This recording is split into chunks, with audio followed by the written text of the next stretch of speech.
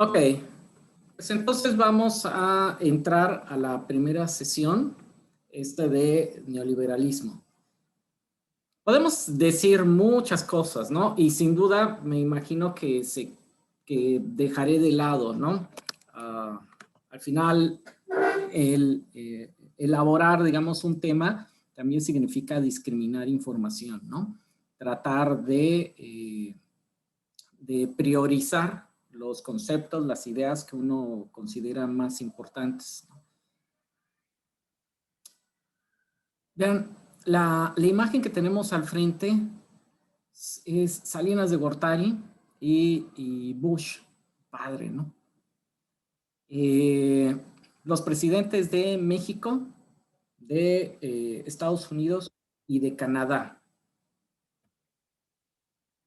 Estos presidentes están en la firma del Tratado de Libre Comercio, el cual entró en vigencia en 1994, el 1 de enero de 1994, ¿no? Otra fecha también, bueno, muy, muy importante, porque también se da el alzamiento zapatista, ¿no? En Chiapas. Entonces, bueno, aquí es necesario, digamos, lo que usualmente sucede es que vemos el Tratado de Libre Comercio, vemos el sexenio de Carlos Salinas de Gortari, lo leemos, pero de repente no vemos la profundidad de las ideas de la teoría neoliberal.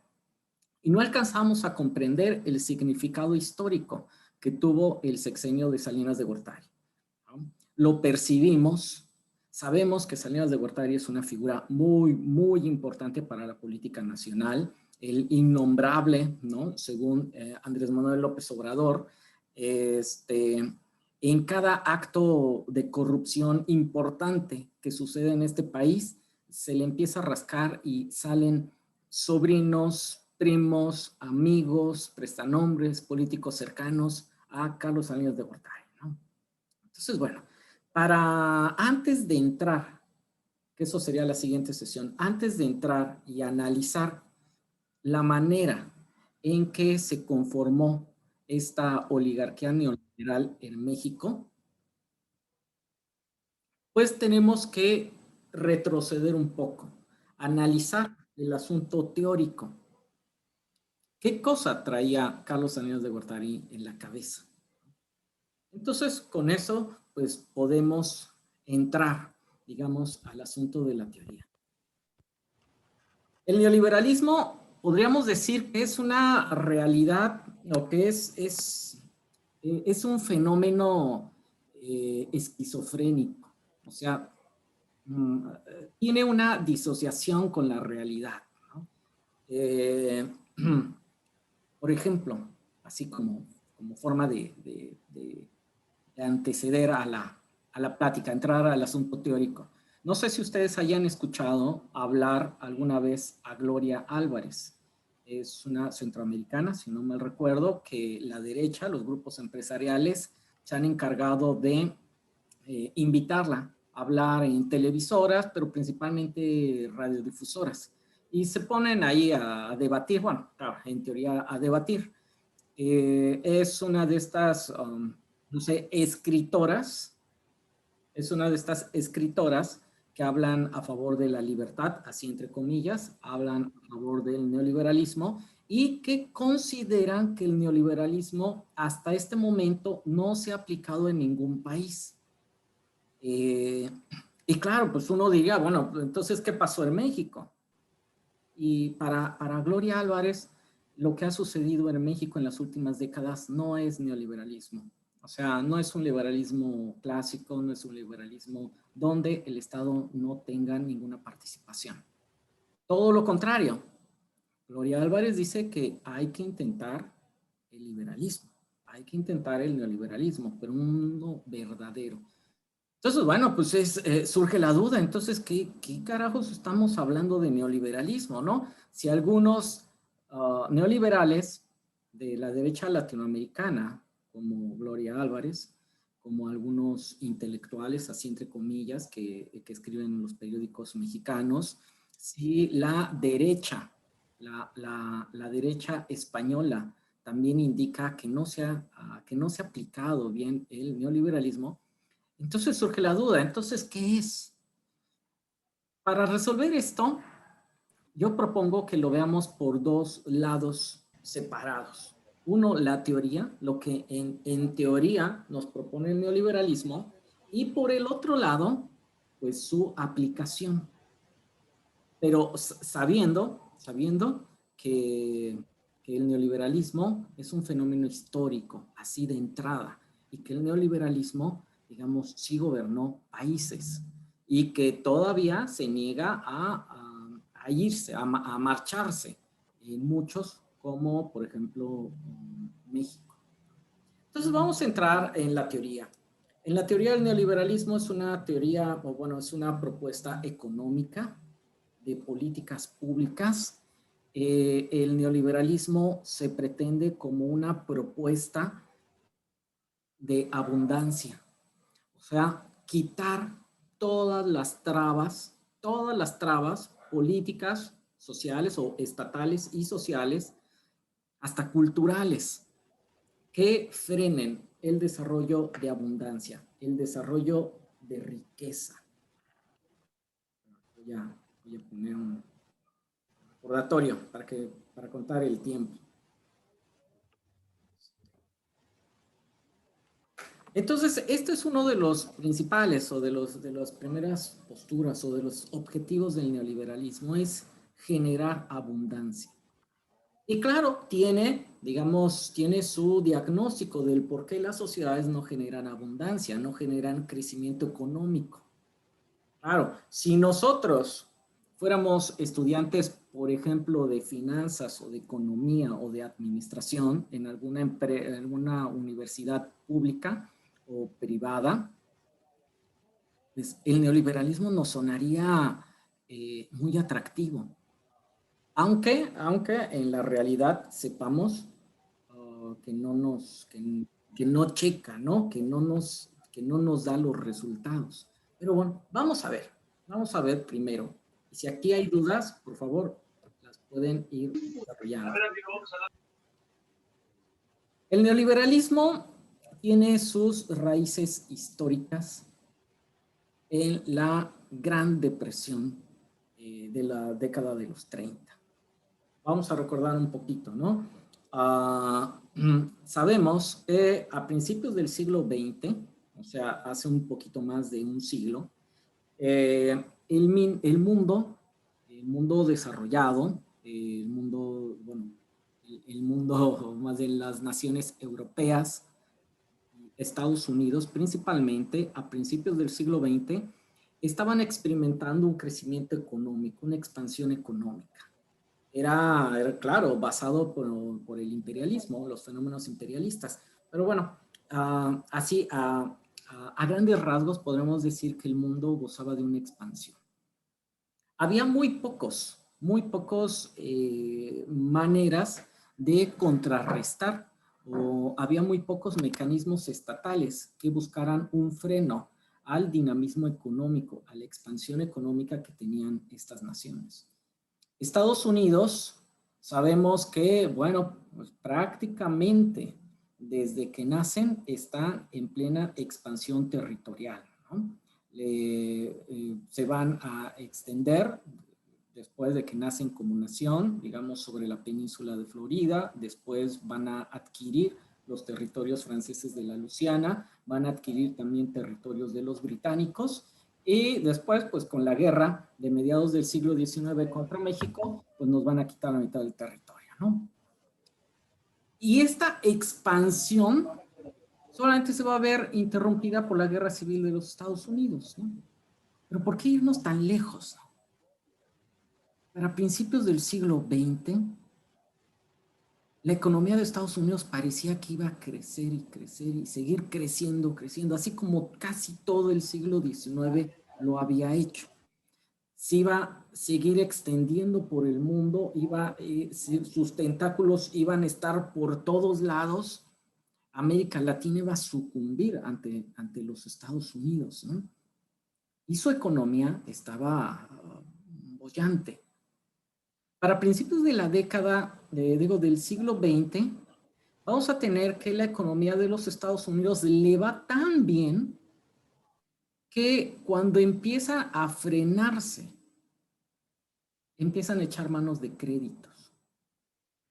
¿Qué es esto, no? Digamos, nosotros sabemos en la actualidad lo que supone que una economía se basa en el crédito. En realidad, es un crecimiento económico que es un poco ficticio, ¿no? Es un poco engañoso. Los Estados Unidos lo hicieron así. Vean hasta qué grado, ¿no? Antes de la crisis iniciada en 1929, en Estados Unidos los granjeros norteamericanos pedían créditos a los bancos para echar a andar su producción, pensando que en la cosecha, pues lógicamente iban a poder pagar los créditos adquiridos. Muchos bancos, cientos de bancos en los Estados Unidos marcaban la economía de esta manera. Y durante varios años esto parecía que estaba funcionando muy bien. Estados Unidos había iniciado así el siglo XX. Entonces, había un optimismo desbordado. Vean la imagen. Es un anuncio de automóvil. Es una familia sonriente, ¿no? Son los inicios, además de la publicidad, lo que le llamaban en ese momento propaganda, al igual que en Europa, al igual que en la Unión Soviética, se llamaba propaganda, ¿no? Ya después le cambiaron a publicidad o a relaciones públicas porque, pues, para desligarse un poco de los comunistas y de los nazis, ¿no? Según ellos. Pero bueno, ahí tenemos la propaganda de una empresa de automóviles. Esto ya es después del 29. Todo el optimismo que tuvo en algún momento la economía de los Estados Unidos se vino abajo porque en 1929 la Bolsa de Valores de Nueva York se viene abajo. O sea, Estados Unidos dependió tanto antes de 1929 de los créditos otorgados por los bancos que llegó un momento que su economía ya no pudo seguir dando crédito y llegó la hora de pagar y se dieron cuenta que estaban en verdaderos problemas. No sé si se acuerdan de las últimas crisis que hemos tenido, ¿no? Son muy, muy parecidas. Los bancos, digamos, al inicio del 2000, pues estaban prestando por todos lados, ¿no?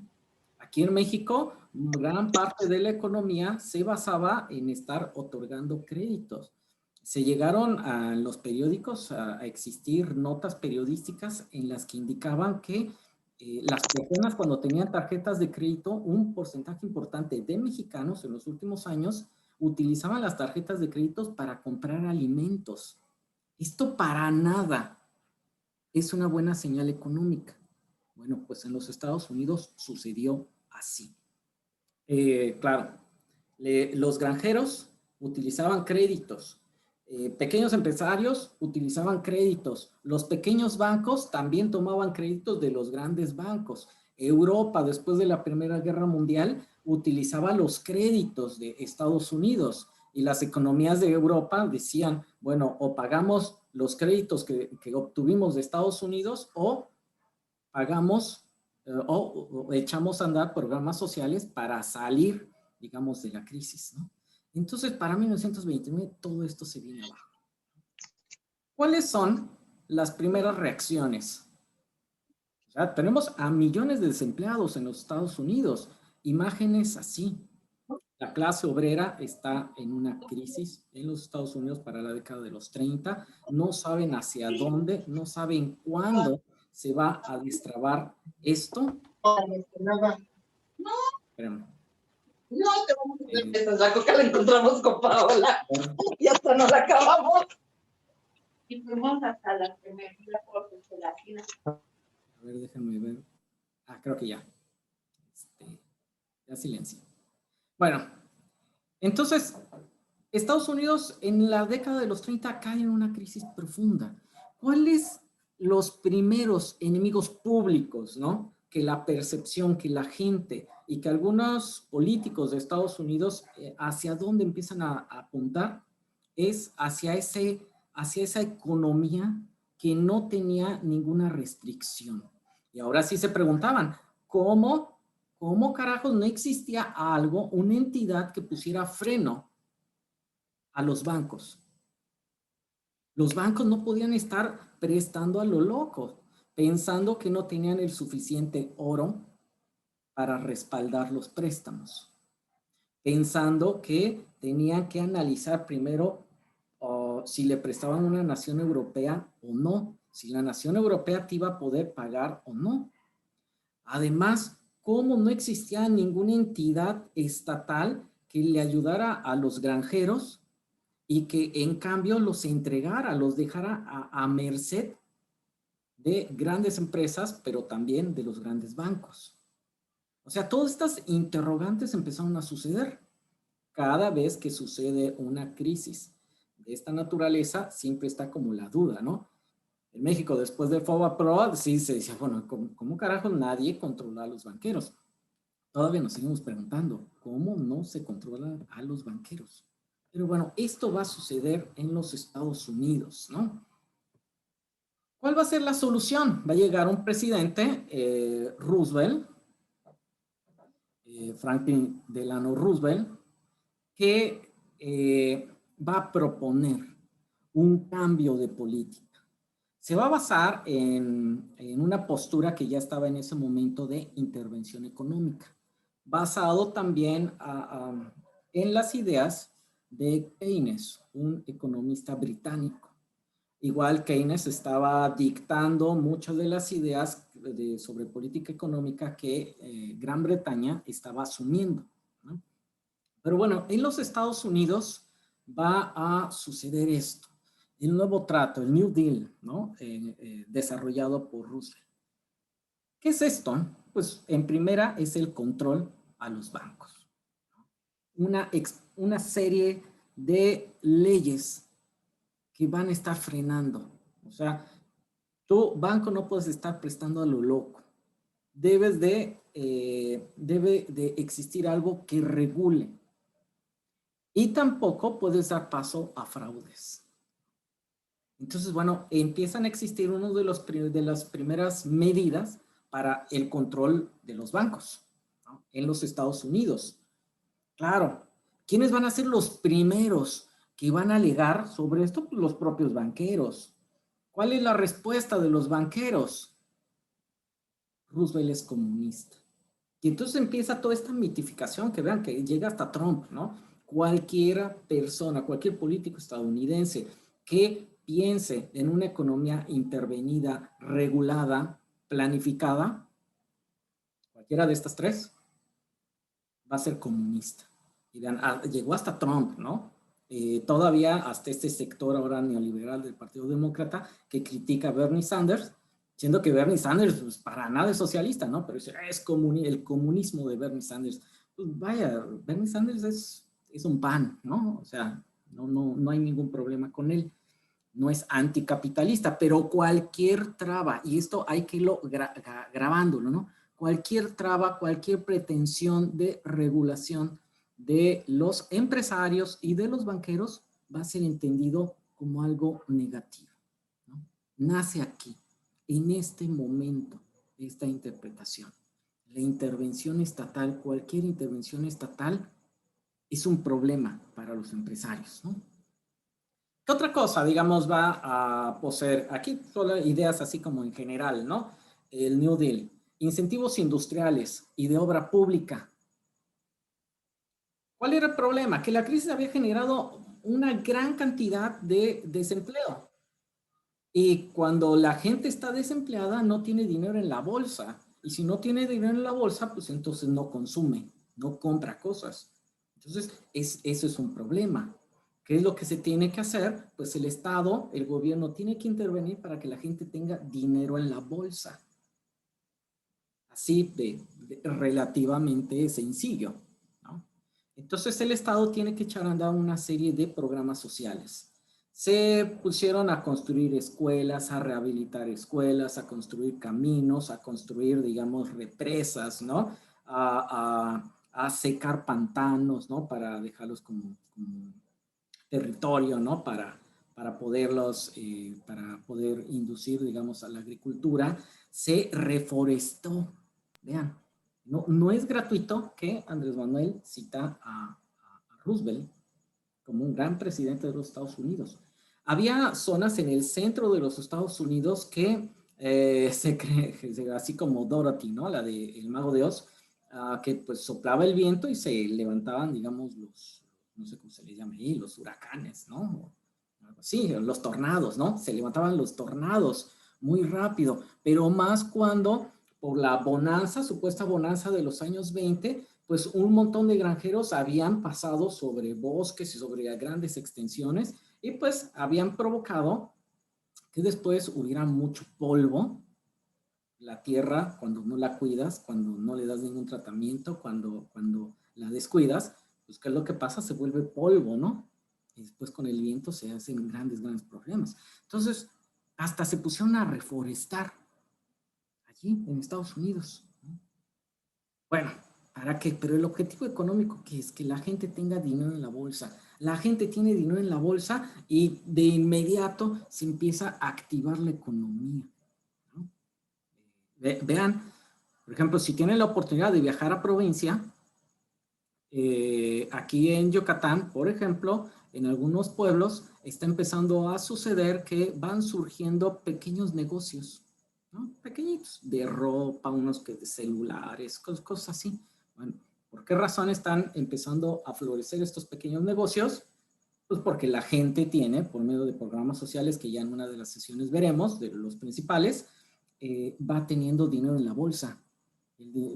Si la gente tiene dinero en la bolsa, no se lo come, no se lo esconde, va y lo gasta, ¿no? Entonces la economía se empieza a activar. Indemnizaciones a granjeros, pues también, porque decían, es que se produjo mucha comida o mucha producción en el campo y los precios están súper bajos. Tenemos que convencer a algunos granjeros que ya dejen de producir para que los precios de los alimentos vayan subiendo y sea beneficioso para todos los productores. Pero los que decidan sacrificar parte de la extensión de su tierra para no trabajarla, pues se les tiene que pagar una indemnización. El gobierno les paga a los granjeros que deciden no producir, ¿no? Bueno, no toda su extensión de tierra, ¿no? Incremento a salarios, se permite sindicalización, seguro de desempleo, pensiones, etcétera, etcétera. O sea, los Estados Unidos se transforman a lo que nosotros conocemos como Estados Unidos, ¿no? El imaginario mundial conoce como Estados Unidos. Todas las bases se sientan para el American Life, ¿no? Para esta imagen mítica de la economía de los Estados Unidos, se sientan aquí, donde un trabajador con una educación técnica, algo similar a preparatoria, podía acceder a una vivienda, a pagar un crédito de vivienda, a tener un automóvil, a tener a su esposa. Después de la guerra es una ola de conservadurismo, ¿no? De la Segunda Guerra Mundial. Su esposa en casa con los niños, cocinando un pastel y colocándolo así en su ventana, ¿no? Así como figuras de caricatura, ¿no? Muy, muy idílico. Bueno, ese Estados Unidos mitificado tuvo las bases aquí en el New Deal. Pero bueno, ahora, ¿qué cosa tiene que ver con el neoliberalismo? Porque parece que esto es todo o contrario al neoliberalismo, ¿no? Tenemos estos dos individuos, austriacos, europeos, vaya. Mientras que todo el mundo, las academias de economía están estudiando a Keynes, están estudiando el New Deal de los Estados Unidos, la versión, digamos, de políticas keynesianas de los europeos, después de los franceses, etcétera, etcétera. Digamos, en el periodo de entreguerras y después de la Segunda Guerra Mundial, en esas décadas de finales de los 30, 40, bueno, principalmente 40, ellos dos se horrorizan de ver eso. Ahorita uno podría decir, bueno, pues estaban locos, ¿qué les pasaba, no? Como si estás viendo que la economía de Estados Unidos se está estabilizando y después va a tener el mayor periodo de expansión económica de su historia en los años 50, si Europa está desarrollando el estado de bienestar, o sea, también se genera esa Europa mitificada, ¿no?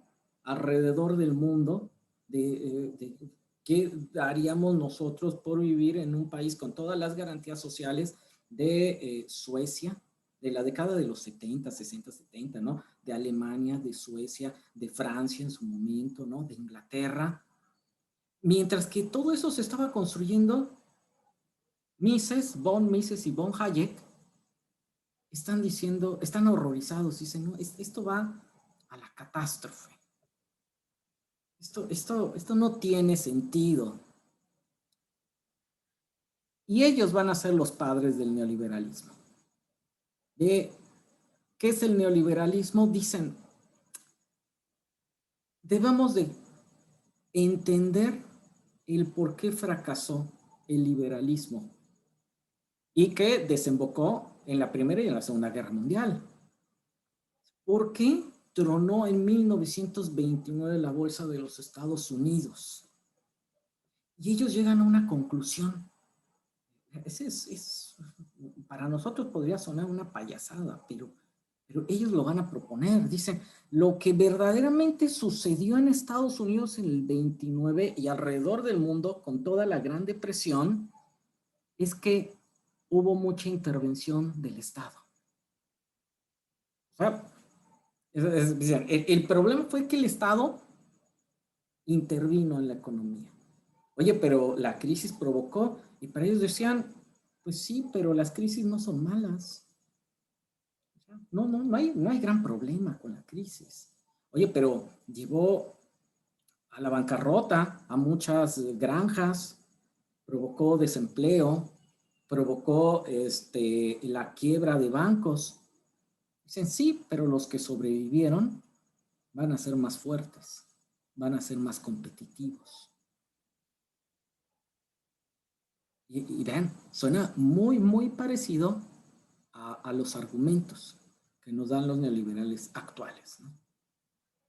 Entonces, bueno, vamos a ver, ¿por qué estas personas proponen este tipo de cosas, ¿no? Claro, esto es en términos teóricos. En términos prácticos o de vida, les podría decir que esto que elaboraron les va a caer súper bien, pero así súper bien, les va a caer de perlas a los empresarios, porque aquí los grandes perdedores del New Deal, pues son los empresarios, los petroleros, los de automóviles. Vean, hasta Walt Disney se puso en contra del New Deal. Walt Disney fue un anticomunista acérrimo. Y recordemos que en Estados Unidos, para estos años, ser anticomunista, o más bien ser comunista, es igual que New Deal de Roosevelt. Sabemos que es algo descabellado, pero para los neoliberales es lo mismo, ¿no? Y vean, y es cierto, hasta Walt Disney se puso en contra. ¿Por qué razón? Pues es simple lógica, ¿no? ¿Por qué razón los empresarios estaban en contra del New Deal? Se habían sacado a Estados Unidos de la crisis. Pues porque los obligabas a incrementar salarios, los obligabas a reconocer sindicatos. Algunos, por ejemplo, bancos estaban siendo regulados y ya no se podían poner como locos a prestar créditos. Y bueno, pues había un control más estricto de la economía, una planificación. No anulaba a los empresarios, al capital privado, pero sí le daba una dirección. Había ciertos sectores de la economía de Estados Unidos que habían sido también nacionalizados, ¿no? Se habían intervenido los ferrocarriles en Estados Unidos. Entonces, claro, los empresarios estaban como locos. Dicen, es que nosotros vamos a hacer Stalin, ¿no? A hacer la Unión Soviética si permitimos que Roosevelt continúe esto.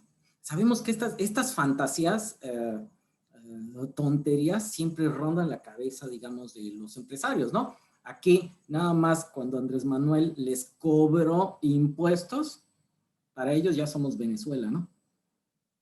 ya somos Cuba, ya somos lo peor. O si no, para allá vamos, ¿no? Vean, pero claro. Entonces, por un lado, vamos a ver nada más la propuesta teórica de ellos. Por el otro lado, ya viene el realismo, de que, pues claro, ellos hicieron un discurso que a los empresarios les gustaba escuchar, a los políticos conservadores les gustaba escuchar. Y entonces toda su vida profesional fue financiada por empresarios. Tontos no eran, ¿no? Hasta lograron premios Nobel, ¿no? Pues sí, sin duda.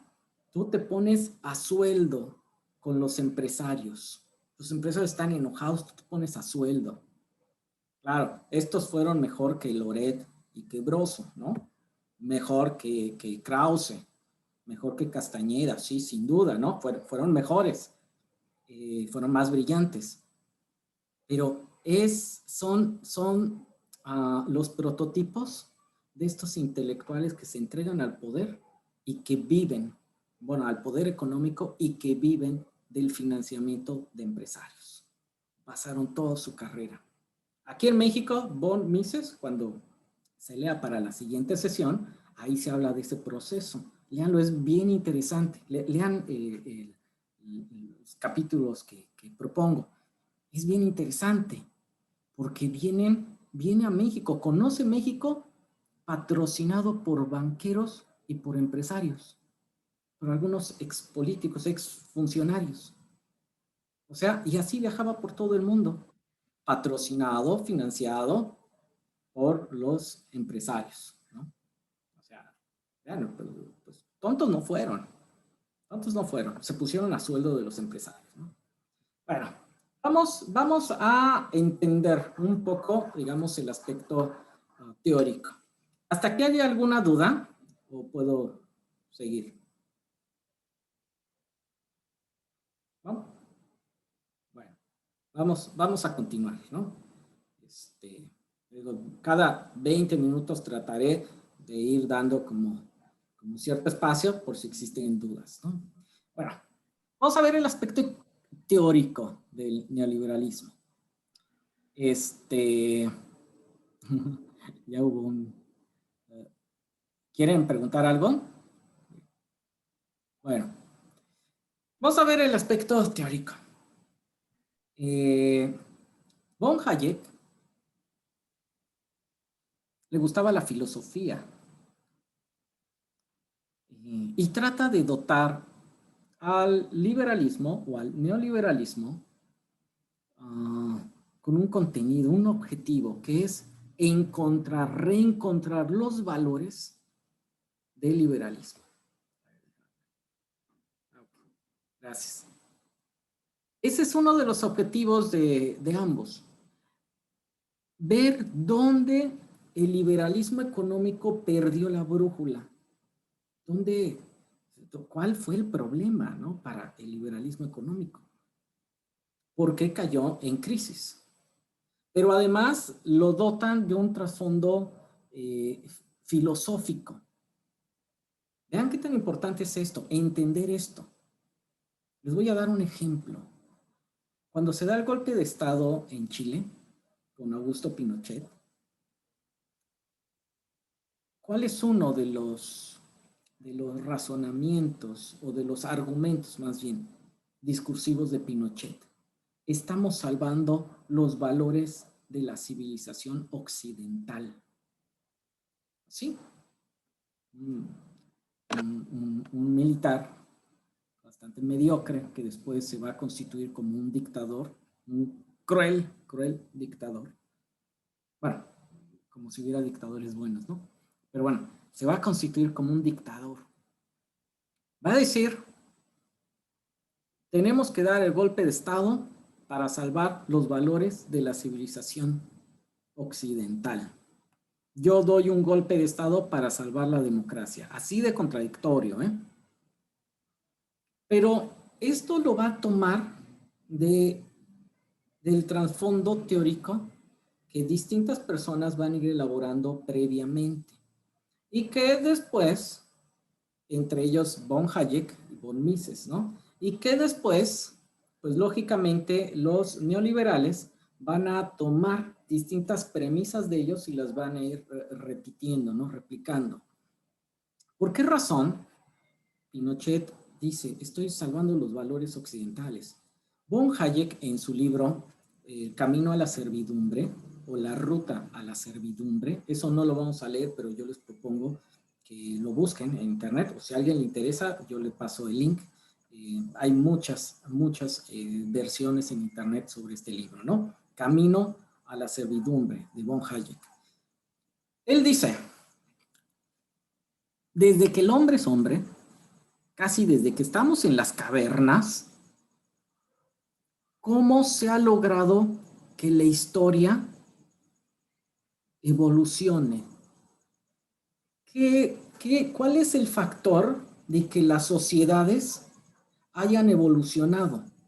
El ser humano haya logrado ser lo que es hasta este momento, a principios del siglo XX.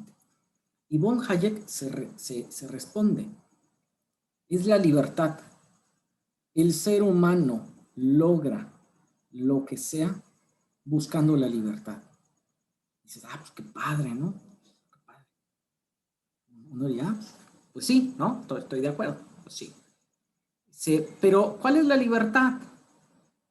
Dice, la libertad es sobresalir a la masa o a lo colectivo. Entonces aquí ya hay una primera base epistemológica para los neoliberales. La libertad es individual, no puede existir la libertad colectiva. La libertad individual está enfrentado a lo colectivo. Y la libertad necesariamente reside siempre en la voluntad de una persona. ¿Sí? Entonces, ¿qué es lo que pasa, no? Artistas, comerciantes, guerreros, políticos, hasta buenos padres de familia, todos estos tienen como común que para lograr algo sobresaliente tuvieron que dejar de parecerse a la masa, dejar de parecerse a lo colectivo, a todos. ¿Sí? Lo que verdaderamente nos ha hecho evolucionar, pasando por los griegos, los romanos, por todos ellos, por todos esos, es la búsqueda de libertad individual. ¿Y dónde está la tiranía? ¿Dónde está la antítesis del individuo que siempre ha estado peleando? Es lo colectivo. Entonces, el gran villano para Von Hayek de la historia es lo colectivo, son los pueblos, es la masa, es el pueblo. ¿Qué es lo que ha hecho que evolucionen desde la música, desde la filosofía, desde las artes, desde la economía, la política, todo? El individuo que se enfrenta a un designio común. ¿Verdad? Parece como filosofía de superación, ¿no? Personal. Y uno diría, pues sí, qué padre, ¿no? Y sí, sin duda, ¿no? El esfuerzo individual siempre es válido. Si alguien se levanta y trabaja todos los días, sí. O si alguien se esfuerza más que los demás, claro, sí puede ser, ¿no? Tenemos el ejemplo por ejemplo, Cristiano Ronaldo, ¿no? El futbolista. En una ocasión estaba leyendo una entrevista que le hacían a él y un compañero de él, del mismo equipo, no sé si del Real Madrid, no me acuerdo en dónde estaba, Cristiano Ronaldo. En ese momento dicen, bueno, me invitó a comer a su casa, fui, comimos, todo eso. Dice, terminamos de comer y me dice, oye, vamos a entrenar, ¿no? Dice el entrevistado, dice, pues es que este cuate estaba loco. Dice, si terminamos el entrenamiento, después del entrenamiento llegamos a comer a su casa y pues creía que íbamos a estar tranquilos platicando, ¿no? Terminó de comer y vamos a entrenar. Esta historia de éxito que se llama Ronaldo, si la escuchara un neoliberal, diría, este es un ejemplo de cómo el individuo se separa de la masa. Porque claro, en términos teóricos, filosóficos, podría parecer muy obvio. Y recordemos que la derecha siempre se basa todas sus apreciaciones en obviedades. Pero claro, traducido a lo social, esto ya es otra cosa. O a lo histórico, ya es otra cosa.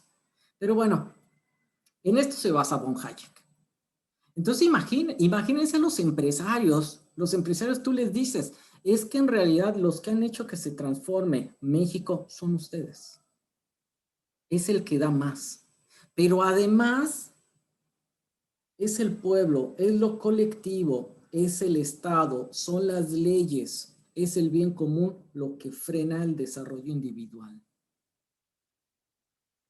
Entonces ahora esto lo vamos a empatar con el New Deal de los Estados Unidos. Von Hayek dice, lo que provoca que exista sindicalización, incremento de salarios, lo que provoca la intervención económica estatal, lo que provocan un montón de cosas que son que se entorpezca. Es quitarle dinero al que tiene iniciativa, al empresario, al inversor. Tú le cobras impuestos a este cuate y va a rechazar hacer una inversión en la sociedad. Los mismos mantras, ¿no? Que nos repetían los panistas y los priistas, ¿no? Tú le cobras impuestos y se va a ir y va a buscar mejor otro país donde no le cobren impuestos. Lo que parece que es algo bueno, algo benéfico para todos, y que lo hace el Estado por medio de una ley redistributiva, lo que va a suceder es que empiezas a volver holgazanes, flocos o desidiosos a los individuos. Entonces hasta la pobreza es buena, porque el que quiera abandonar la pobreza le va a echar ganas. Entonces tú vas a desarrollar toda una generación de emprendedores. Claro, no utiliza la palabra emprendedor, ¿no? Pero es como utilizando las palabras, ¿no? Que se escuchan en la actualidad. Entonces vean, para von Hayek, la libertad individual tiene dos enemigos, lo colectivo, lo popular, pero también el Estado. El Estado cuando pretende intervenir para solucionar algo que parezca injusto. Esto es todo el meollo, ¿no? Del neoliberalismo. Von Mises dice, todo socialista es un dictador disfrazado. O sea, todos tenemos a Stalin como potencialidad, ¿no? Casi diría. Todos los izquierdistas tenemos un Hugo Chávez latente, ¿no? Ahora dirían los panistas. Todo chairo, ¿no? Todos seguimos al Foro Social Mundial, ¿no? Cosas así, fantasías de ese tipo, ¿no? ¿Por qué razón? Porque dicen, los socialistas son ingenuos, ¿no? Los socialistas o comunistas, aquí vamos a tomarlo, digamos, como sinónimo. Cualquiera que pretenda acabar con la pobreza termina generando más pobreza. Porque para acabar con la pobreza, ellos suponen crear programas sociales, leyes que regulen, digamos, la opulencia, pero crean leyes que van frenando las inversiones. Y si no hay inversiones, no hay empleo. Entonces terminan provocando más cosas. Pero además, van frenando la individualidad. De los pobres, cada vez hay menos gente que se quiere esforzar.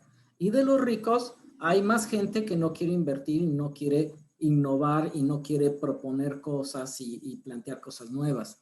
Entonces, cualquier socialista que pretenda crear justicia social, lo que va a provocar es una crisis. Y lo que va a provocar es una dictadura. Porque además, dicen, tú generas un programa social para niños, para agricultores, para obreros. Está bien, pero ¿quién decide a quién se le da ese apoyo? Pues es el Estado. Entonces, la sociedad no va a decidir a quién se le ayuda y a quién no. Es un conjunto, es un puñado de burócratas que piensan siempre en su beneficio. Entonces, el enemigo es ese burócrata que quiere intervenir, ese funcionario que quiere intervenir, quiere sustituir al mercado, quiere sustituir la voluntad y el individuo. Y dice, nadie va a tomar medidas antipopulares. El político, por buscar medidas populares que lo preserven en el poder, le va a dar al traste a la economía. Vean, vean hasta dónde. Y estas personas, esto ya lo están diciendo desde la década de los 30. Bueno, desde un poquito antes, pero ya así como bien conformado, desde la década de los 30, 40, 50, están en universidades, ¿no? Estados Unidos va a hacer algo importante, ahí les van a dar refugio, ¿no? Mientras que todo el mundo está pensando intervención económica, keynesianismo, etcétera, planificación, etcétera, etcétera, a estos cuates pues no les queda de otra que refugiarse en las universidades de Estados Unidos y además vivir del financiamiento de las empresas públicas que les encanta todas estas tonterías que están diciendo estos individuos. Ha sido la sumisión a las fuerzas impersonales del mercado lo que ha hecho posible el desarrollo de la civilización. Es esta sumisión lo que nos permite a todos construir algo que es mayor que lo que cada uno de nosotros pudiera construir. Es la sumisión a las fuerzas impersonales del mercado, o sea, al mercado. Ríndete. Ríndete, mijo, ¿no? O sea, si quieres que la civilización y la cosa funcione, ríndete al mercado. Oye, pero en esto Walmart va a venir, me va a masacrar, va a cerrar mi tiendita. Pues sí, pero en el proceso vas a entender cosas. Y en una de esas, ¿por qué no? Hasta conformas una empresa que después le gane a Walmart. En esta mitificación, ¿no? Que tiene la burguesía siempre, ¿no? Que la tía panista siempre nos dice, ¿no? Échale ganas. Yo conocí a una gente que era muy pobre, le echó muchas ganas y ahorita tiene un montón de camionetas y le va súper bien, güey. ¿No? Como este discurso, cuando se vuelve hegemónico, termina bajando también en otros discursos más grotescos, menos acabados, ¿no? Entonces, vean la obviedad. Les digo, la derecha siempre funciona con obviedad. Muchas personas van a decir, pues sí, muchos empresarios dicen, claro, claro, nosotros no somos los malos, como dirían los comunistas, los marxistas. Nosotros no somos los malos. Es más, toda la civilización occidental depende de nosotros, de los empresarios. ¿Por qué evolucionan las artes? Porque un artista, una persona, decidió desafiar a todas las academias y creó algo nuevo y fue tendencia después. Si esta persona no hubiera decidido desafiar lo colectivo, toda una academia, entonces el arte no evoluciona, es igual que la música. Entonces también las empresas. Lo peor que puede hacer, entonces, es que un Estado intervenga, ponga orden, porque es atar de manos la innovación, la libertad. Vaya, la libertad en sí. No puede haber Estado y libertad. Dicen, no, eso es imposible. El Estado no tiene que intervenir. Milton Friedman, ¿no? De los más famosos, ¿no? En Estados Unidos, muy ligado a los Chicago Boys, ¿no? A estos economistas, funcionarios de universidades de Estados Unidos, de Chicago, van a partir a Chile, ¿no? Van a ser los asesores del golpe de Estado en Chile, de la dictadura militar en Chile. Una sociedad que priorice la igualdad sobre la libertad no obtendrá ninguna de las dos. Ya por todo lo que hemos dicho, ¿no? O sea, tú quieres igualdad, ustedes que son bola de rijosos, no quieren igualdad, pero no quieren libertad. Entonces no van a obtener ni una ni otra. Si hacen que el Estado ataque la iniciativa privada, entonces lo que van a obtener no es igualdad, va a ser una tiranía. Va a ser una dictadura. Vean, vean, ¿no? Es el discurso. Les aseguro que muchos panistas que repiten, muchos panistas de closet, ¿no? Como también los existen, muchos panistas declarados, militantes, simpatizantes o panistas de closet, repiten este tipo de cosas y no saben ni siquiera de dónde vienen. Pues vienen de aquí, ¿no? De estas dos personas. Y claro, ellos van a indirectamente a formar o directamente a formar a Milton Friedman y a todos los demás, ¿no? Entonces, para ir resumiendo esto, ¿no? Para el neoliberalismo es incompatible la libertad con la justicia social. Aquí tenemos a Carlos Slim presumiendo de su libertad, pagándole a Sofía Loren que venga a México, ¿no? Es su libertad. El Estado no le tiene que decir en dónde se tiene que gastar su dinero. Es su dinero para un neoliberal, ¿verdad? Oye, pero estás en un país que está lleno de niños pobres, que tienes casi la mitad de tu población, estados como Chiapas, que el 70 y tantos % de pobres, y tú estás trayendo a una artista italiana y estás gastando recursos. Pues sí, pero es su libertad. Mejor hay que enseñarles. ¿Qué era la tontería que decía Fox, ¿no? Cuando era candidato? No les voy a dar el pescado, les voy a enseñar a pescar. Es esto, es otra vulgarización del discurso neoliberal, ¿no? De la derecha, de los conservadores. Bueno, pues ni tampoco los enseñó a pescar, ¿no? O sea, vean. La base de la teoría neoliberal es el antagonismo entre libertad y colectividad, ¿no? Eso era lo que ya estábamos comentando, les había comentado. Lo colectivo pone en riesgo todo logro civilizatorio y esto es fundamental que lo comprendamos, ¿no? Aquí más o menos, ¿no? Ya me van pescando cuando les digo, si un neoliberal les promete, ¿no? Como Calderón, cuando fue candidato a la presidencia, prometía, yo quiero ser el presidente del empleo, más empleo y mejor pagado. Si un neoliberal les promete esto, pues está dejando de ser neoliberal. Está engañando.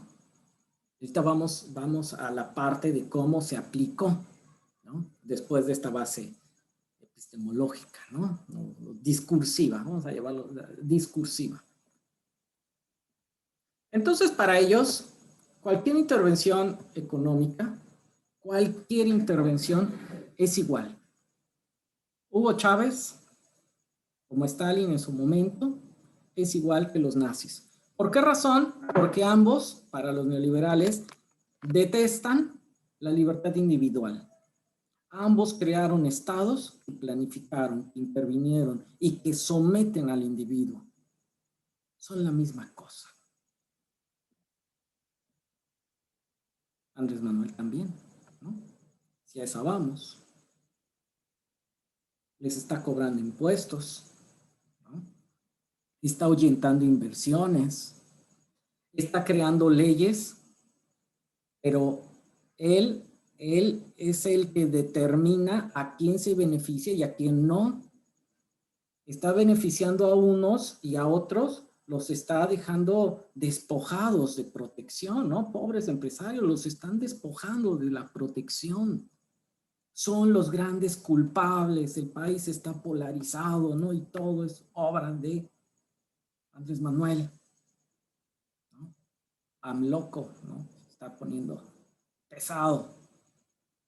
Oye, pero Andrés Manuel se va a ir después de su sexenio, ya lo dijo, no va a ser una dictadura, no importa, entonces no es dictadura. Claro, porque para ellos está atentando en contra de la base de la civilización. Y salen cosas muy graciosas, ¿no? Como yo he escuchado que dicen, es que Andrés Manuel al tener tanto poder, que no sé, o sea, ahí es un desconocimiento histórico, ¿no? O sea, porque ya tuvimos al PRI que verdaderamente tuvo el control de todo en décadas pasadas. Dicen, es una dictadura democrática. O sea, hasta inventan conceptos, estos cabrones, ¿no? O sea, conceptos, los inventan, los sacan, ¿no? ¿Cuál es la base de todo esto? Es estos principios. Cualquier intervención restringe la libertad. Bueno, entonces para el neoliberalismo la única entidad racional para distribuir los recursos que tiene una sociedad es el mercado. Y también así lo dicen, ¿no? Cuando lean el asunto de von Mises, cuando viene a México, ahí ya vamos a poder abordar más y aplicarlo al caso mexicano, ¿no? Y von Mises está hablando en contra del cardenismo, ¿no? En contra de la política mexicana que estaba todavía, según ellos, muy influenciada por el cardenismo, cuando viene y visita México. La única entidad que respeta la libertad es el mercado. Le da lo suficiente al que le debe de dar. Oye, pero es injusto, sí, pero es lo único. ¿Quieres generar mayor desabasto, crisis, todo? Bueno, ponte a crear leyes y programas sociales que redistribuyan la riqueza. Tarde o temprano los empresarios no van a querer invertir y vas a generar pobreza, mayor pobreza que la que tú quisiste en algún momento acabar. Son otras herramientas discursivas que tienen los neoliberales, ¿no? Que sabemos que no es así. Si no, pues que les digan cómo ahorita en pandemia la economía mexicana no se ha desbarrancado como en otros países. Pero bueno, ahorita no vamos a ver esto, ¿no? Vamos a tratar de entender a los neoliberales, ¿no? Bueno, les digo, los neoliberales tienen un problema como ese esquizofrénico, ¿no? En la teoría suena muy bonito, ¿no? Pero en su aplicación fue otra cosa. Y los más descarados dicen, es que eso nunca fue neoliberalismo. Los intelectuales dicen, eso nunca fue neoliberalismo. Ay, cabrón, entonces, ¿qué fue? 40 años, ¿qué fue entonces? Y ya es ahí donde pues, ya no te alcanzan a saber, ¿no? Cómo definir. Porque también, si no, se truenan o enjuician a los que están pagándoles los boletos de avión y sus hoteles y sus honorarios, ¿no? Que son priistas, panistas o los políticos o empresarios cercanos a ellos. Pero bueno, si es el Estado, entonces, bueno, sembrando vida, las becas, las pensiones, es injusticia y es totalitarismo. ¿Se acuerdan la posición política que tenía Diego Fernández de Ceballos? Diego Fernández de Ceballos, cuando se hablaron de los acuerdos de San Andrés, que decían es crear una ley especial. Y eso es injusto. Es crear una ley especial solamente para un grupo de personas, entonces dejas despojados al resto. Las leyes son iguales para todos, decía Diego Fernández de Ceballos, ¿no? Cuando se estaba hablando sobre autonomía indígena. En el sexenio, si no mal recuerdo, de Fox, ¿no? Bueno. Entonces, ahora sí, vamos a tratar de hacerlo mucho más rápido. Aquí tenemos a Henry Kissinger, ya desde ahí ya vamos comprendiendo entonces, ¿no? Henry Kissinger y Pinochet. Y ya de allí, toda la década de los 70, este centro tiene el nombre de Efraín Calderón, líder popular, estudiantil, como les decía, sindical, de la década de los 70. Él junto con otros van a ser exterminados por una política del Estado mexicano, pero que estaba en concordancia en todo un plan de dominación continental. Acabar sin la muerte de esos cientos o desaparición o encarcelamiento de cientos, si no es que miles de personas en México, hubiera sido más difícil aplicar el neoliberalismo. Va de la mano, van de la mano. Kissinger siguió perfilando la economía de Estados Unidos. Ya sabían, ya tenían bien clarito ¿Qué era lo que tenían? Las ideas de von Hayek, ¿no? Sabían hacia dónde querían ir. Tal vez todavía no le decían con todo su nombre, neoliberalismo, ¿no? Porque ni siquiera eso muchos políticos norteamericanos no van a hablar de neoliberalismo como tal, ¿no? Pero bueno, pues entendemos, ahora sí, personas de este tipo, ¿no? El neoliberalismo, entonces, tenemos a von Hayek, a von Mises, se van a organizar en la sociedad de Mont Pelerin. Esto desde el contexto de la Segunda Guerra Mundial. Se van a empezar a organizar, ¿no? Financiados por banqueros, financiados por empresarios de Estados Unidos y de Europa. Los golpeados, las víctimas de la intervención estatal keynesiana, ¿no? Y van a generar este foro. Y en este foro, vean, ha ido prosperando tanto tiempo que todavía tenemos intelectuales latinoamericanos que siguen ligados. Krause, Vargas Llosa, bueno, y tenemos a varios, ¿no? Ligados a esto. Estos van a ser algunos de los fundadores. Se reúnen cada determinado tiempo, ahora ya hasta tienen foros regionales, ¿no? Los latinoamericanos se reúnen y pues claro, ahí va todas las oligarquías latinoamericanas que se han ido conformando, ¿no?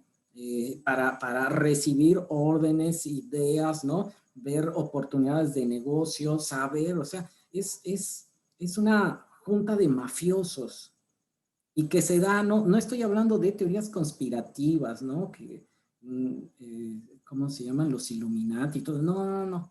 Aquí estamos hablando de eventos públicos, semipúblicos, que entran, se reúnen, hablan, reciben línea estos intelectuales, determinan ahora cuáles van a ser sus enemigos. Claro, sus enemigos, pues los que proponen una cierta grado de regulación de la economía, pues estos van a ser enemigos, ¿no?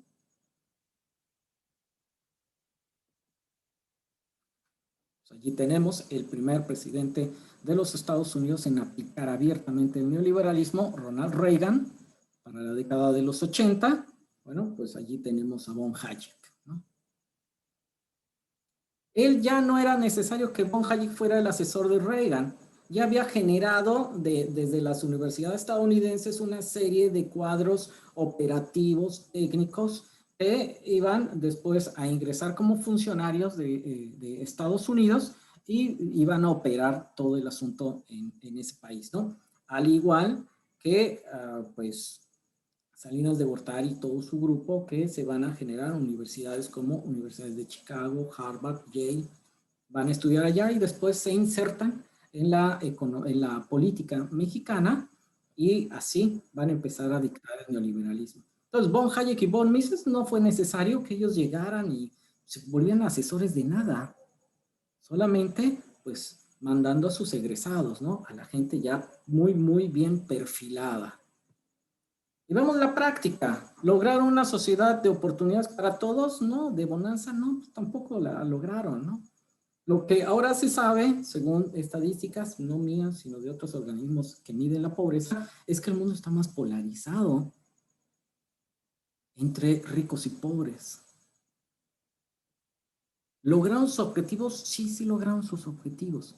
En ningún momento el neoliberalismo ofreció democracia, verdaderamente, ¿no? En las academias ni en los libros, por eso hay que leer sus libros, para darnos de cuenta de lo que verdaderamente ofrecieron.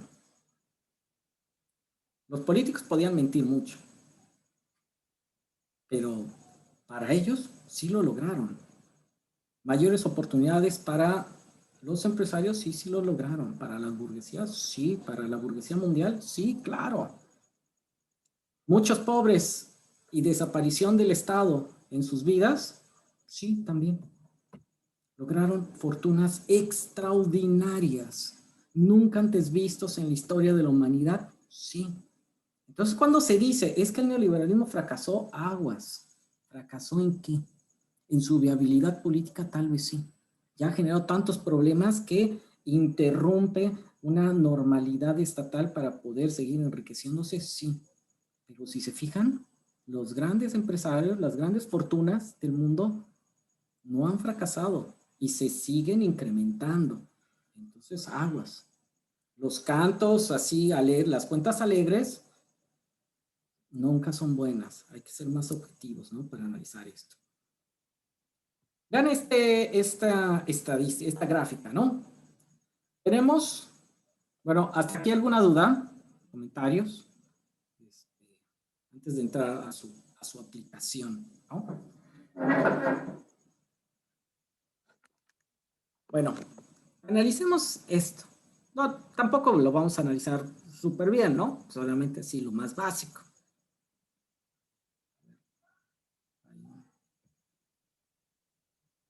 Ok, gracias. Vean, porcentaje anual de inflación desde 1934, o sea, el cardenismo, hasta el 2018, 2019, más o menos, ¿no? Antes del 2021. 2018, más que nada. Perdón, sí, 2018. Y por el otro lado, el salario mínimo, equivalente al 2018, tomándolo en cuenta el del 2018. O sea, durante el cardenismo el salario estaba mejor antes del 2018. Ahorita sería extenderlo después de este incremento que ha tenido el salario mínimo, ¿no? Con Andrés Manuel, que ha ido creciendo más. Pero vean, la década de los 70, por más crisis que había, ya en su momento la hablaremos, ¿no? Pero vean, se fue para arriba.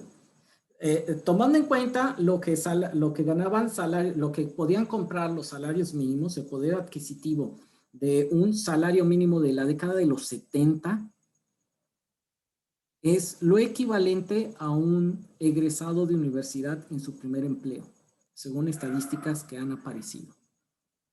O sea, alguien que hizo una licenciatura en este momento gana, en sus primeros trabajos, gana lo mismo que un salario mínimo en la década de los 70. Así se ha ido deteriorando. Pero además, vean, desde que toman 1982, que toman el poder los neoliberales, viene cuesta abajo, ¿no? El asunto del salario. ¿Controlaron la inflación? Sí, controlaron la inflación, pero vean, el incremento salarial. Para ellos esto es un éxito. Ha ido súper bien. Ahorita no sé con qué cara muchos dicen, es que Andrés Manuel ha destrozado la economía. ¿De dónde? Claro, la economía de los grandes ni siquiera, ¿no? ¿Quién sabe de dónde lo dicen? Los ingresos de los mexicanos, pues no. Pero claro, sabemos que ellos sufren de una esquizofrenia, ¿no? Separan lo que ellos creen y la realidad es un divorcio muy fuerte, ¿no? Entre la gente de derecha. Bueno, saliendo un poco de México, vean, esta es una estadística que la obtuve hace como 5 años, más o menos, ¿no? Realmente que me pareció muy, muy, muy interesante, muy clara, ¿no? Todavía Reino Unido estaba dentro de la Unión Europea. Vean, porque ahora es en la aplicación, porque en los países donde se aplicó el neoliberalismo, las tasas de pobreza están más altas y el desempleo también. O sea, porque parecería que aquí hay una contradicción, ¿no? Lo que les decía. Si un neoliberal nos ofrece más empleo mejor pagado, nos están mintiendo de todas. Pero ¿cuál es la carencia? Como en México, las organizaciones sociales, políticas, la izquierda, incluida Morena, etcétera, etcétera, no se meten a estudiar esto y no lo logran bajar hacia la gente. Mentiras tan sencillas, tan básicas como estas, se siguen reproduciendo y la gente lo sigue creyendo. Son mentiras tan básicas. Un neoliberal no te puede ofrecer mejor empleo, mejor pagado. es antinatural, dejaría de ser neoliberal. Pero la gente lo cree. La gente sigue votando porque además hay una conveniencia de la ignorancia, ¿no? Una gente ignorante se la cree a un político, ¿no? Que les ofrece fantasías. Igual, ¿no? Esto lo habíamos comentado en alguna ocasión, ¿verdad? Aquí en México, los índices, Chiapas, el 70% de la pobreza, Yucatán, casi el 52%, Tabasco 52%, casi 53%, ¿no? Y hay algunos que dicen que no es necesario aplicar intervenir, ¿no? La economía va súper bien. Yucatán va súper bien, ¿no? Está padre, ¿no? Bueno, vamos a ver entonces cómo se aplicó el neoliberalismo. En primera, tasa de desempleo alta y bono poblacional. Tiene que existir esto. Para los neoliberales debe de existir, es una obligación. ¿Por qué razón? Entre más desempleo haya o exista, entre más población exista, pues salarios más bajos. Y los salarios más bajos son el gran atractivo. Acuérdense, ¿no? ¿Qué era lo que decían de China en la década de los 90? El milagro chino. La, la mano de obra más barata del mundo. Así, ¿no? ¿Cuál fue la meta? La próxima sesión lo vamos a ver del Von Mises lo está diciendo desde la década de los 50. Vean, México tiene que abaratar su mano de obra. Desde la década de los 50 lo están diciendo, los empresarios, los banqueros lo tienen en mente. O sea, nos querían empobrecer. No fue ineptitud de su parte. Los casos de corrupción y las tonterías y las crisis no son ineptitud de los neoliberales. Es un dogma económico que tienen. Hay que empobrecer. También con los neoliberales, según muy modernos, etcétera, etcétera, pero es cuando se empiezan a acabar o empiezan a impactar menos las políticas de planificación familiar e incluso la criminalización del aborto, ¿no? Es una contradicción, como en un mundo globalizado, ¿no? Mucho más abierto, según más democrático, viene una ola de conservadurismo en todos lados. Y los embarazos de adolescentes van subiendo. Pareciera que es una contradicción, ¿no? Tenemos internet, tenemos toda una cultura cosmopolita, etcétera, etcétera. Y esos males, digamos, muy ligados a culturas tradicionales de patriarcales, ¿no? Machistas, todo ese rollo, va ligado. ¿Por qué? Los que empezaron a frenar todas las políticas de planificación familiar y la educación sexual fue Vicente Fox, ¿no? Con Martita. ¿Por qué razón? Tienen un asunto ideológico, claro, ¿no? Allí estaba el Jung, allí estaba Abascal, estaban todos ellos, ¿no? El que fue secretario del Trabajo y de Gobernación, pero por el otro lado también está el dogma. Entre más pobres y más pobres seamos todos, para ellos la economía es mejor porque es más atractiva. Así de brutal es con ellos. Lean para la siguiente sesión. Van a ver que no es onda chaira mía, ¿no? No estoy inventando, no estoy siendo fatalista.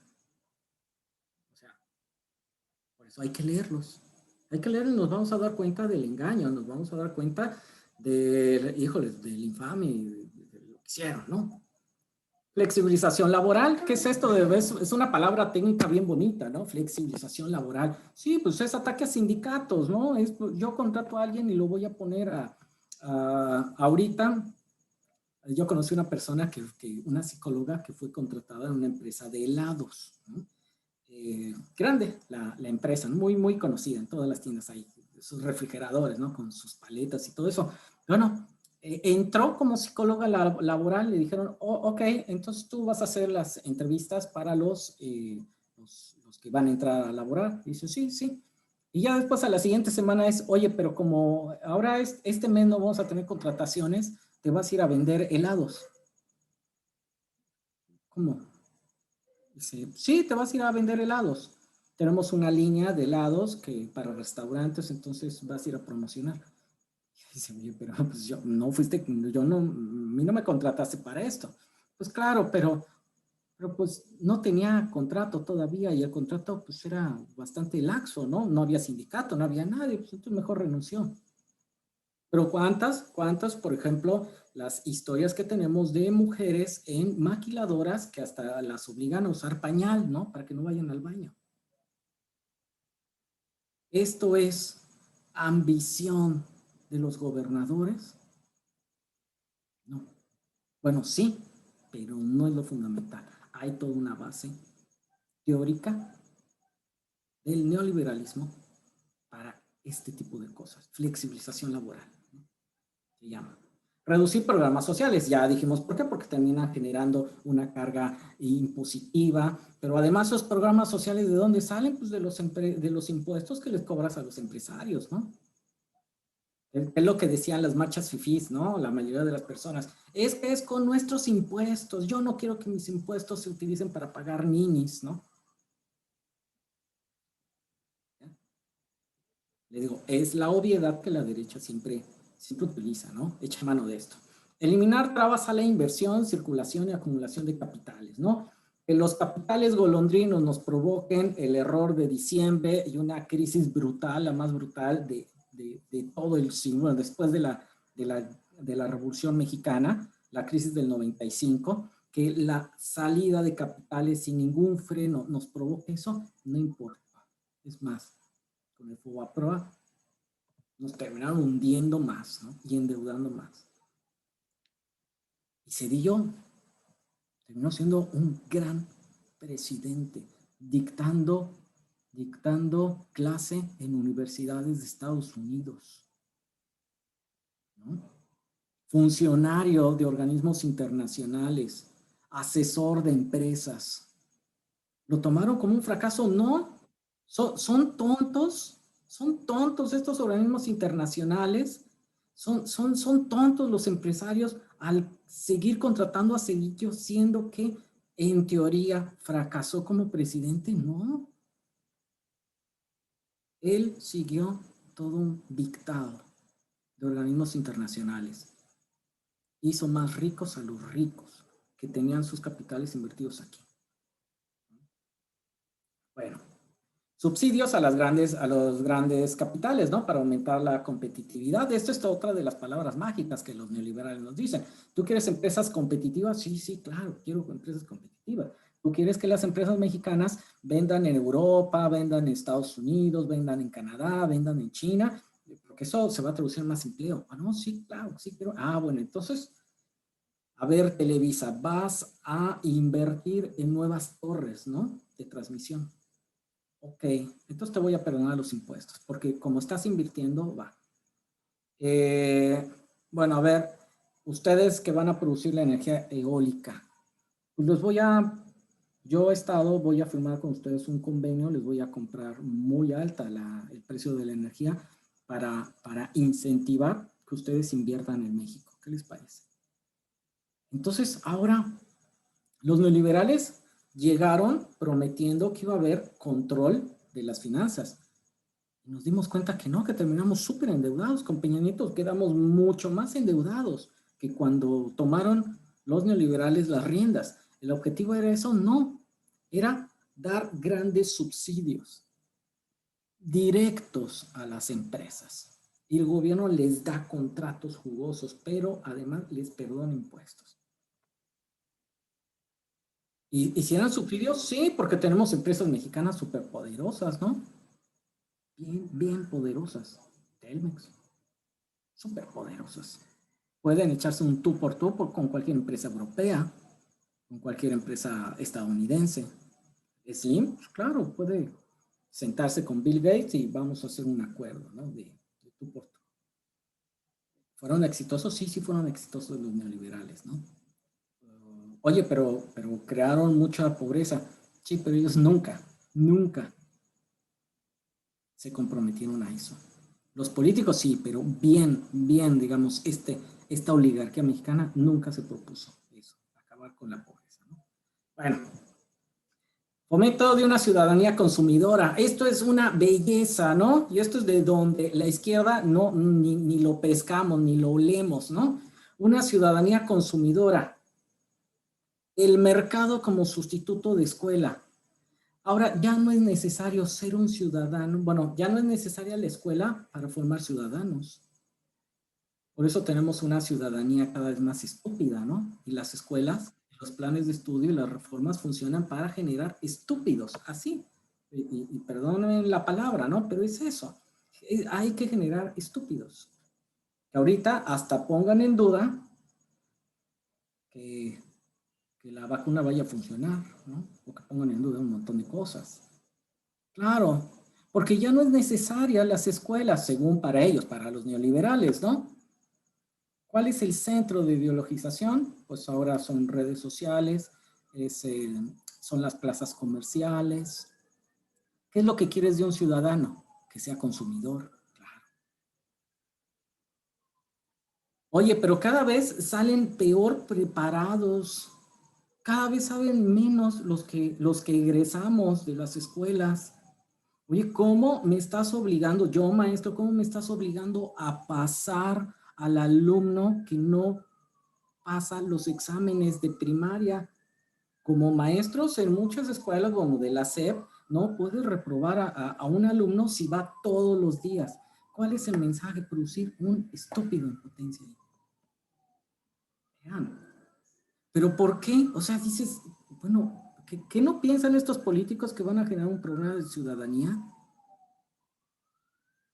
Pues eso es lo que quieren, ¿no? O sea, eso es lo que quieren. Eso es lo que quisieron. Por eso el Baster, por eso fue tan nefasto, digamos, lo que hicieron los neoliberales. Y ahora lo entendemos. El trabajo ideológico hacia la izquierda, de la izquierda ahora es bien pesado, ¿no? Claro, nunca fue fácil, pero es bien pesado. Es regresar como dentro de hace un siglo, que antes, siglo, digamos, los anarquistas, los socialistas, tenían que llegar a fundar escuelas, ¿no? Para enseñar a leer y escribir a los trabajadores, ¿no? Ahora tienes que enseñarlos también a leer, a que se separen un poco de las redes sociales, que se separen un poco de YouTube, de Netflix, etcétera, o que lo utilicen como para este tipo de cosas, ¿no? Porque yo sea muy padre, ¿no? Pero que se utilice para esto. Es bien complicado, ¿no? Vean cuántas vistas tiene, no sé, Guerra de Chistes, ¿no? Pero vean, no es nada gratuito. No es que el Bester haya sido el cáncer en México, no, es que es toda una concepción neoliberal de la política y de la economía. Porque si ve la gente, un ciudadano estúpido permite que otros se enriquezcan y además voltees y le eche la culpa al que está reclamando sus derechos. La estupidez es estructural. No es un fracaso. Y aguas, porque aquí yo no he visto hasta ahorita algo que busque remediar, salvo ciertas medidas que Andrés Manuel está impulsando, ¿no? Más horas de historia, por ejemplo, en las escuelas y el regreso de educación cívica. Pero quién sabe cómo lo vayan a tomar y cómo lo vayan a implementar, ¿no? Y bueno, pues tenemos ejemplos, ¿no? Para ir cerrando esta parte, ¿no?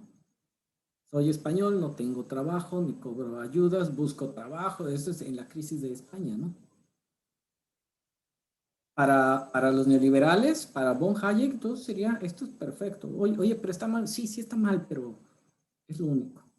La única entidad que puede regular la distribución de recursos en una sociedad es el mercado. Pero este mercado lo echó a la calle. Pues sí, pero ni te atrevas, ni te atrevas, o sea, ni te atrevas a tratar de solucionarlo, porque si no vas a generar una desigualdad. O sea, así, ¿no? A ver, este es un producto de la desigualdad, pero si yo intervengo voy a generar más desigualdad. Espérense, ¿no? La escuela en casa, Tania, pregunta, bueno, el problema de la escuela en casa, pues es ¿no? También, tú les das la educación de los hijos a padres formados por las reformas educativas de a las reformas educativas, más bien, les das la educación en casa a los padres, la responsabilidad a los padres que a su vez se formaron en la escuela del neoliberalismo. Sí, claro, ese proyecto está bien, ¿no? La escuela en casa. Pero si te fijas, la escuela en casa tendría buenos resultados si los padres tienen nociones mínimas para asumir el conocimiento que están viendo en la televisión. Pero claro, pero el asunto es que los padres, yo me he topado con un montón de, bueno, gente, por ejemplo, que trabaja todo el día, pero además que dicen, pues no, mis hijos no se conectan, ¿eh? O sea, pues es que, pues, si yo no le entiendo a matemáticas, ¿qué le voy a estar diciendo? Y así me lo dijo, van 2 taxistas que me dicen, ¿no? Pues yo no le entiendo a matemáticas, ¿qué le voy a estar enseñando a mi hijo de secundaria? Es complicado, claro. Esto de la escuela en casa más bien se separa un poco, ¿no? El asunto no es este tipo de proyectos, o como también las escuelas de tiempo completo, o sea, no ese es el problema. El problema es la dirección que va a tomar la educación, ya sea por internet, ya sea en casa, ya sea en escuela de tiempo completo o en escuela de tiempo parcial, o sea, ¿cuál es la dirección?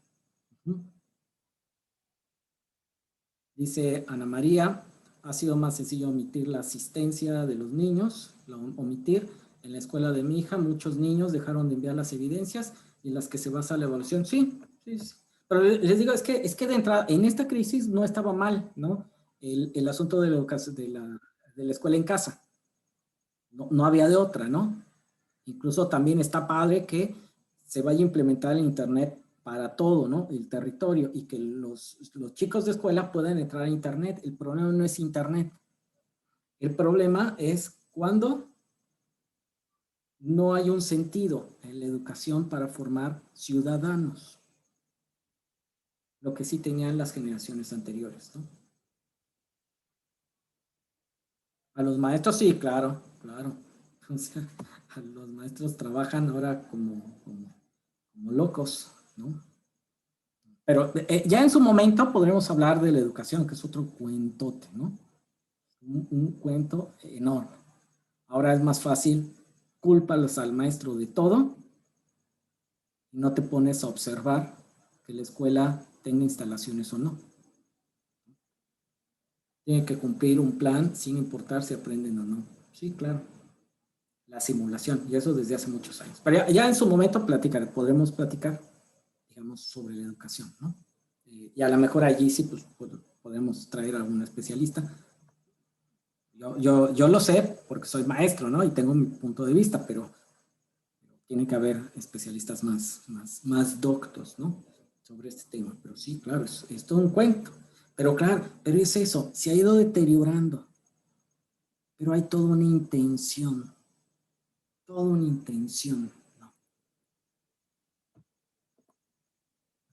Y bueno, evolución de la población en pobreza en materia de ingresos. Vamos a ver nada más las últimas, ¿no? Para que vean qué tanto, digamos, funcionó el neoliberalismo, ¿no? Tenemos la línea morada, más o menos. Población con ingreso inferior a la línea de pobreza por ingresos. Hace 10 años, bueno, hace 12 años, era casi el 50%. Y 10 años después siguió siendo casi el 50%. O sea, sí bajó, pero bajó cosa de nada. Población con ingreso inferior a la línea de pobreza extrema. O sea, gente en pobreza extrema. Es la línea azul. De 16.8%, 10 años después, 16.8%. Esto en cualquier persona sensata dirían, es que fracasaron los neoliberales. Aquí todavía le tocaba el gobierno de Felipe Calderón y el de Peña Nieto. Fracasaron. Sí, pero ese no era su objetivo. Como neoliberales, no era su objetivo. Si yo les digo cuánta riqueza se generó ¿Y cómo los ricos se volvieron más ricos? Ah, bueno, pues allí sí hay un indicador real que nos indica que fueron exitosos y que por eso los siguen defendiendo. Y con esto concluyo, ¿no? Para que el neoliberalismo va de la mano de una revolución conservadora, pero tiene un caballo de Troya, la revolución conservadora.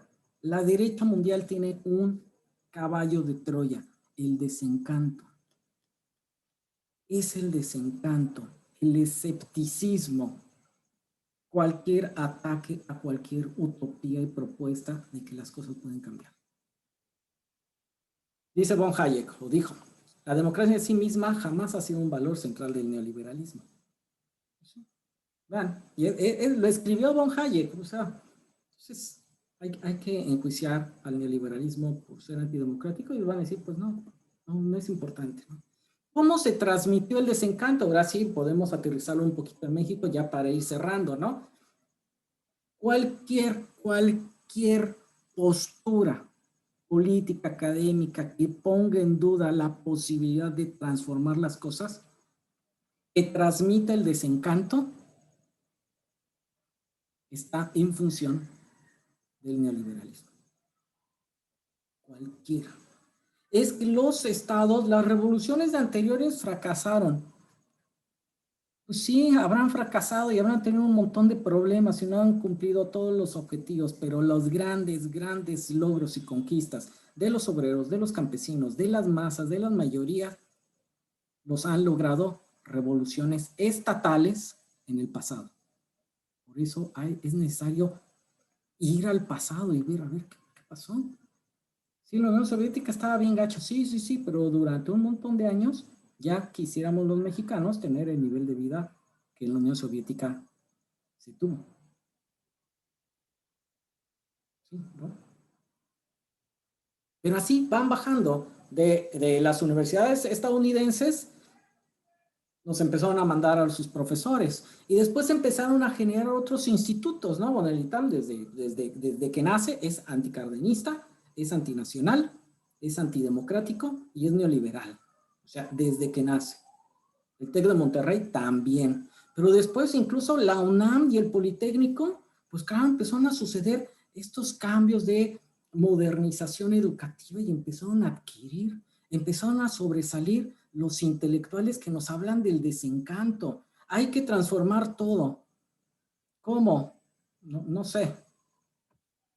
Pero nunca tomemos, o sea, ¿cuál es el asunto? Nunca hay que quitarles el poder. Todo es válido para la derecha siempre y cuando nos planteen no quitarle el poder a la derecha. Esto es sumamente polémico.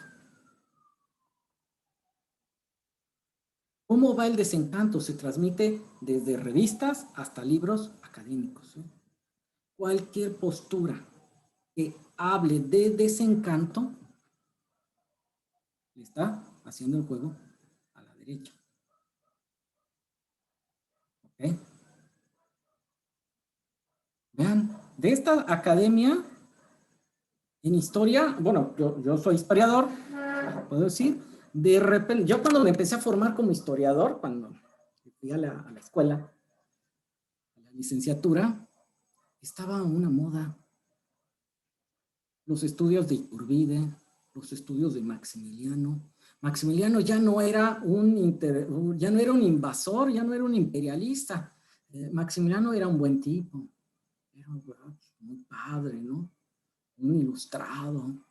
Carlota, pobrecita Carlota, qué vida tan casi de romántica, ¿no? Tuvo. Es una telenovela su vida. Iturbide un incomprendido. Porfirio Díaz, un modernizador. Excelente Porfirio Díaz. Increíble Porfirio Díaz. Sí, tuvo sus problemas, sí. Pero todo lo que hizo fue padrísimo. En la década de los 90, hasta Televisa, ¿no? Ahí tenemos El vuelo del águila. Todos los panistas nos dan los mismos argumentos todavía para defender a Porfirio Díaz, los mismos que se dijeron en la telenovela El vuelo del águila.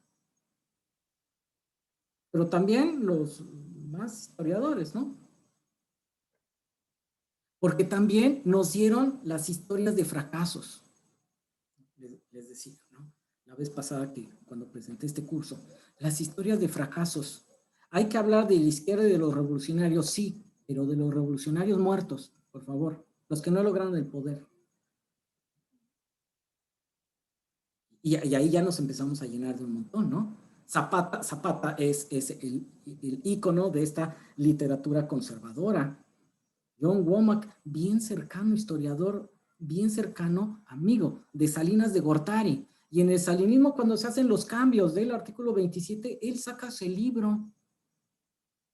Una dedicatoria, la transformar el artículo 27. Y es un libro de los mejores documentados, John Womack, Zapata y la Revolución Mexicana. Marcó toda una pauta para los siguientes estudios de zapatismo de la década de los 90. Pues claro, no voy a hablar de la reforma agraria cardenista, no voy a hablar de los constitucionalistas que hicieron el artículo 27, no voy a hablar de la parte de la revolución que fue exitosa para repartir tierra y transformar muchas regiones de este país. Voy a hablar de la experiencia que fracasó. Voy a darles mártires a la izquierda. Y si nosotros como izquierda vemos mártires, entonces sabemos cuáles son nuestros logros. Nos ocultan los libros de historia, los documentales pagados, financiados por Televisa o financiados por españoles, nos ocultan todos los momentos históricos de transformación. Nos ocultan los momentos donde verdaderamente sí ganamos. Y nos dan los muertos, los derrotados, los traicionados.